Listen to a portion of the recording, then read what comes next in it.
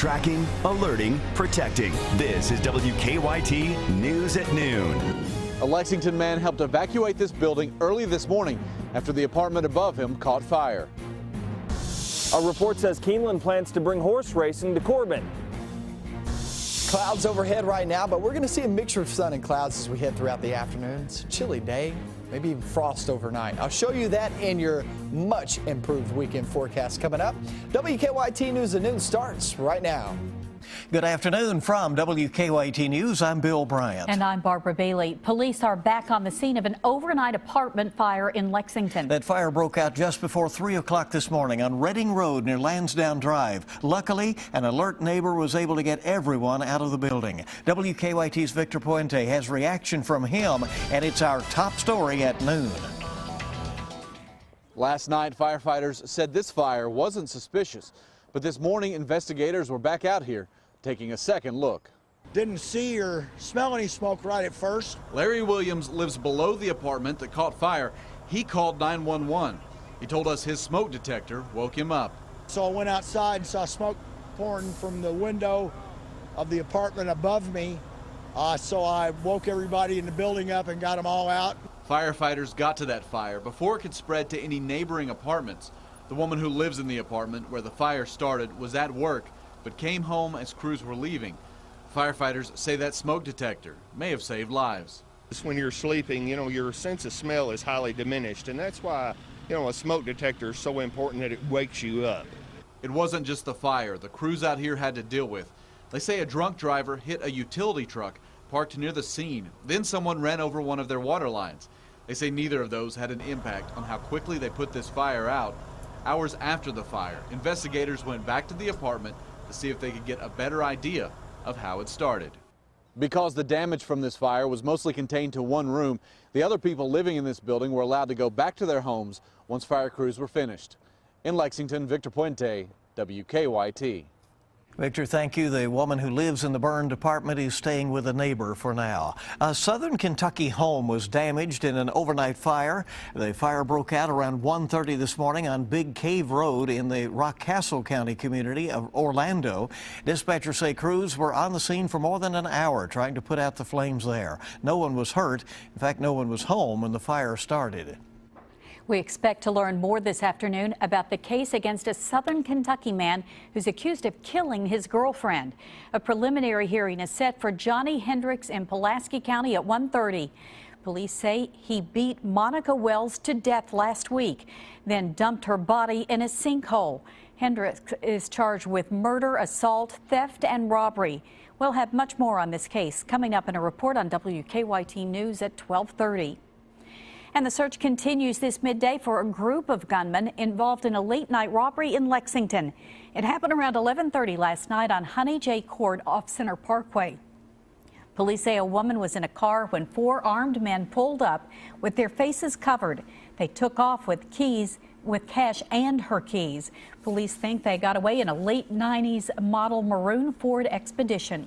Lexington police say one of their officers was forced to shoot a dog overnight after the officer was attacked. The officer was responding to a disorder call at a home on Whitney Avenue when police say a German Shepherd charged at him several times and eventually bit him. Police say the officer then shot and killed the dog. The officer was not seriously hurt, and no charges are expected to be filed against the dog owner. The city of Lexington is accepting bids to buy 10 machine guns for the police.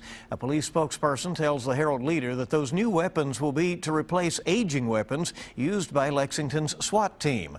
The city's request comes after a national discussion about the use of military-grade weapons by local police departments. Kentucky Kingdom says some folks trying to sue them are faking their injuries. A pair of lawsuits was filed earlier this month alleging staff members at Hurricane Bay are improperly trained. Allegations are that the wrong tube was used for the water slide, causing riders to fall out and hurt themselves. One claimed to have a shoulder injury in the fall. The other said he suffered a head injury resulting in seizures. Kentucky Kingdom says it received information from a third party that the injuries alleged are fake. Well, the chilly air is still hanging around the bluegrass. Luckily, sunny skies, though, have returned to make for a nice afternoon, but Possible frost could be rolling in during the overnight hours.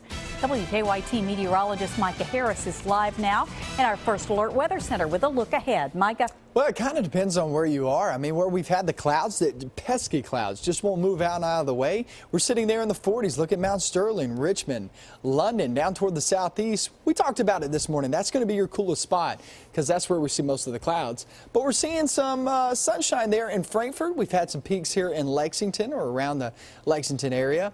And that's putting us there already in the lower 50s. We'll finish off in the mid 50s as we head throughout the rest of the afternoon. There's your look outside. Doesn't look that good. But I see some bright spots here and there, and I still expect some of these clouds to separate. And once they separate, then we'll start to see those temperatures jump. And they won't jump far. Mid-50s, that's about it. And that's what we're going to be holding on to. Grab that coat before you take off later on this evening. It's going to be a cold one. And off into the night and into tomorrow morning, we're talking 30s. But how low do we go into the 30s? I'll show you that forecast in about 10 minutes. Okay, we'll see you then, Micah, and we thank you. Republican Senator Mitch McConnell is finishing up his bus tour of coal country this afternoon. He is in Lewis County at this noon hour after already making stops in Boyd and Carter counties this morning. Next, he'll be heading to Fleming County before finishing up the day in Clark County. McConnell is using the tour to stress the importance of saving coal industry jobs. Meanwhile, his Democratic challenger, Allison Lundergan Grimes, is in Louisville today. She attended a breakfast with the Young Professionals Association of Kentucky this morning. Former President Bill Clinton was back in the Commonwealth yesterday, attending to campaign rallies with Grimes one last time before the election. The two held rallies last evening in Owensboro and Paducah. Well, Keeneland is apparently moving ahead with a plan to build a brand new track in southern Kentucky. The vice president of the race course says an agreement is in place to buy Thunder Ridge in Prestonsburg and move it to Corbin. WKYT's Sean Moody is at Keeneland now with details. Sean? According to a report in the Lexington Herald-Leader, Keeneland could bring horse racing to Corbin by 2016. The Herald-Leader reports that Keeneland will purchase Thunder Ridge Racing's license. The report says Keeneland plans to move the track from Prestonsburg to Corbin. At a Kentucky Horse Racing Commission meeting yesterday, the Herald-Leader says Keeneland Vice President Vince Gabbert said Keeneland would move forward without a partner for the purchase and would explore other partnership opportunities in the future. Now, the Herald-Leader has reported that Keeneland initially planned to purchase the track in partnership with Full House Resorts. Now the paper says Full House Resorts has been dropped as a partner from that application. In Lexington, Sean Moody, WKYT. And Keeneland made another major announcement this morning. The track is teaming up with the Red Mile to open an instant racing parlor in Lexington. The joint $30 million venture will be built at the Red Mile and will have 1,000 terminals to offer historical racing wagering. The project still has to be approved by the Kentucky Horse Racing Commission, but is expected to open in September of next year. The facility is expected to employ 150 people. Lexington's been ranked in the top 10 cities that offer the best food for the best price. Online site Wallet Hub just released a new study that analyzed the 150 most populous cities in the U.S. Lexington ranked number 9 overall as an economical foodie scene. Louisville came in at 99. Orlando, Florida was named the best overall city in that category. All right, a strong showing for Lexington with food and food value, it sounds like.